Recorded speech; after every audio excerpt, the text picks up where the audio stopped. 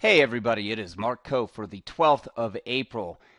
Going to go over a couple of the nice setups we had today. I hope you guys are catching some of these opportunities because they're really, man, they're advantageous. I guess that's the best way to say it. They're really advantageous. So if you're not hitting them, you really owe it to yourself to come check out the levels and what we're doing because it's pretty good stuff.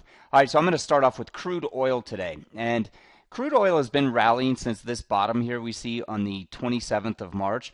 Our long-term model actually got us long on the 24th of March, so we've participated in some of this. We did take profit, so I wouldn't tell you we've gotten every bit of it, but we've been positioning long side more often than not. Today was the first day that I had come in the early morning, so what I told my room here in the early morning session was that I'd be looking to fade crude oil into 53.69 is where I had offers right there. So the high after that morning brief traded all of 70 after our morning brief. So not too bad, not too shabby. 69 traded down toward the end of the day, almost one full point. So 98 cents. Not bad, not bad. But let's talk about why was this level, why did this mean something, and why was it okay to look to fade today, right? I don't normally recommend the fade, but here's what I was seeing coming into this morning's session and why I was looking to trade short side. I don't typically look to fade any of this momentum, but here's why today was different. This is why today looked different. Yesterday morning, we were up near this price, but we weren't above and into this zone. Why is this zone different? Let me show you why this zone is different.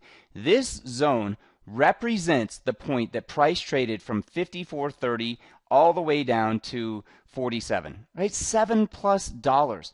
This zone is now encompassing a $7 plus move. That's what's different about this zone, right? So all I was looking for was opportunities within the zone to be short. And the way I'm drawing that zone, I'm taking the high point, which was achieved the 7th of March, and I'm going down to the breakdown area, and that was on the 8th of March. That's what I'm drawing the zone from, right? That's where I'm pulling my zone from. And once I pull that, it gives me that. Now this zone is 53.35 to 54.30, so almost a dollar zone, right? So that highlights the area. Once I'm in that area, I know I'm not looking long because I can't buy into that resistance. I can't. I would need a pullback to buy into. So the only choices are don't trade or look for some top edge to trade against. And that's all I was doing.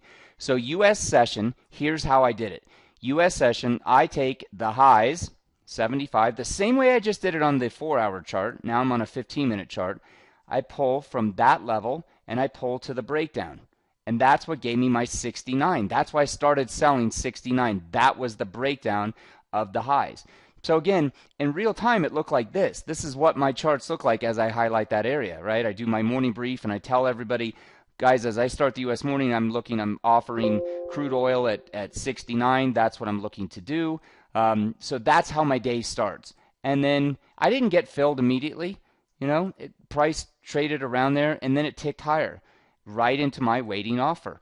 And that's the crude oil inventory release. And really kind of a choppy move lower. If you were trying to day trade and scalp around this stuff, it was kind of nasty because it wasn't really holding any one level, but it just was kind of making a progressive move lower while kind of churning around there. Let's take a look at some of the currency. So late afternoon, we got some comments out of President Trump that the dollar is a little too strong, and all of a sudden the dollar rips higher. Why was this? I'm sorry, the dollar rips lower, euro rips higher. Why is this good for us? Well, I'll tell you why it's good for us. Last night, what did the model do? The model went long at the open euro dollar. So the model trades around what I advised last night to my shorter term newsletter was anything below 595 makes sense to start to look long. This is my 595. You guys can all see it highlighted on the chart. We traded to 595 at 11 a.m. I'm sorry, 11 p.m. East Coast time. We traded to 597 at 8:15 this morning. We traded to 589, the low of the day, at 1:30, right prior to those Trump comments.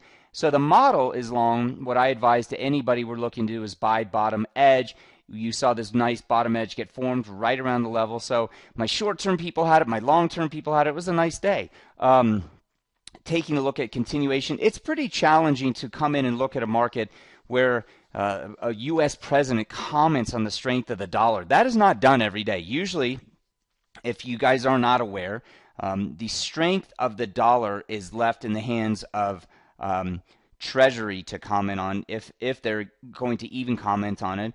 The Federal Reserve Chairman can certainly make broader comments, but if anyone were to talk about the strength or weakness of the dollar, it would usually be left in the hands of Treasury, and they're very careful about their wording. So, I think it would be strange to think that he didn't know some implications of what his comments would do, but I'm also not going to put words in the mouth and tell you that he knew everything, but I think there's a reason a president would make a comment like that, and it's one they're trying to talk it lower. So if you're in a market that a president is actually trying to talk a market lower, you may want to pay a little attention. At least in the short term, it's going to be tough to fade that move. So our long-term model is long euros from 0606 at the open last night, and not massively in the money, but sitting okay as we go into this longer Easter weekend. I do expect trade to kind of slow down unless we get some comments more like today, some news that is not well known or not, it's more of a surprise. You kind of expect a choppier, or at least a slower type trade action coming into the holiday weekend. But yeah, it was a nice day. Aussie, these newsletter levels have just been spot on. I mean, nailing tops and bottoms. Aussie again playing a 74-75 just like yesterday. I mean, look at that. That same level, 2 days in a row. I mean, 1 tick away. Today was 2 ticks away. I mean, it's really hitting the levels.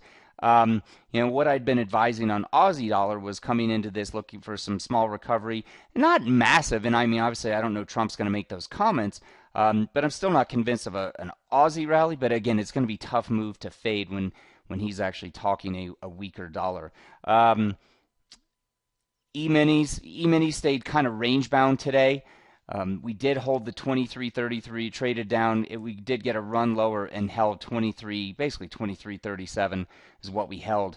So not a ton of bottom edge action, but you did see some pressure late in the afternoon in the E-minis. So for the 12th of April, little recap, and as I said, these levels have been really, really nice the last couple days. We are sitting on one model trade open right now that is a long euro dollar trade, and that was open last night at the open, so 106.06, and better part of the whole trading day to deal at those levels or better to get yourself long. So anyway, I hope you guys are picking up some of these.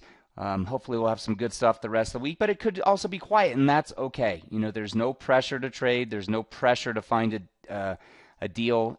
You're much better off to deal when something presents itself versus forcing it. So you want to continue to trade with a strong hand and not trade from weakness. All right, for the 12th of April, Mark Coe. I will talk to you all later. Cheers.